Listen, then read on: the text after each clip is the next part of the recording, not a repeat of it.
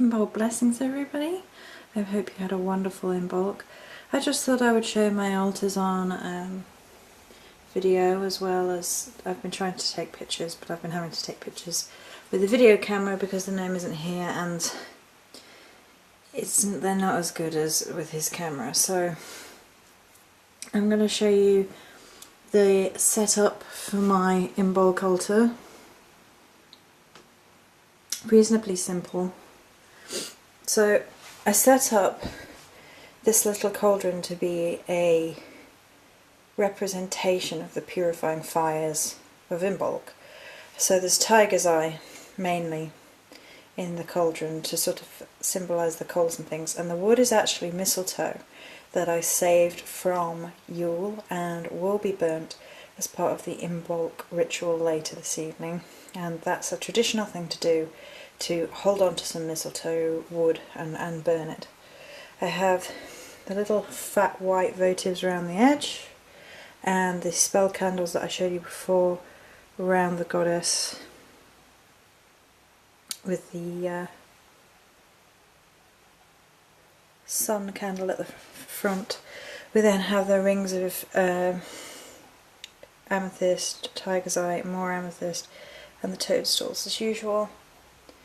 And the only other difference is the appropriate herbs in what would be the normal twisted, like these, or fragrant temple anyway, candles that go there. But I forgot to order any, believe it or not. So that's why there aren't any there.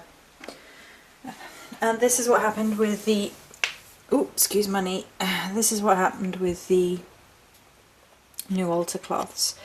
They weren't big enough for the big one, which I suppose I should have taken into consideration when I was buying them, but I thought they were going to be big enough, and obviously they weren't. So the Morrigan has a dual layered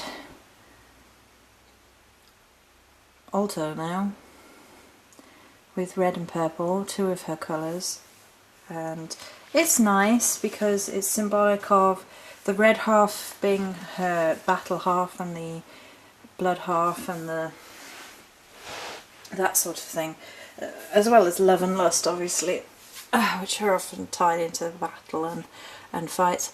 And then the purple is her colour as well on her spiritual side, the witch side, the magic side. And then it's just as usual, apart from I've slightly altered the crystals around. There's obsidian and onyx around the very further side. There's a few pieces of amethyst and then two pieces of hematite on either side.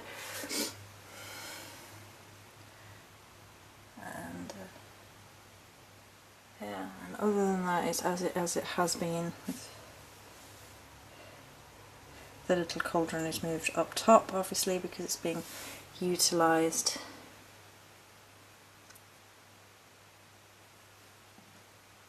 So that altar has been refreshed for Imbolc, and I mean that's with fitting with the theme of purification and healing and all that. And this beauty is a rhodonite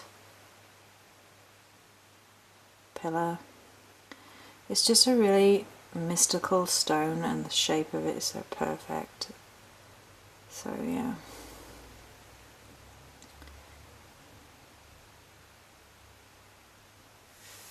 So that's just the altars. I've shown you the goddess box and the candle I made for Imbolc and the incense I made for Imbolc and spell bottle.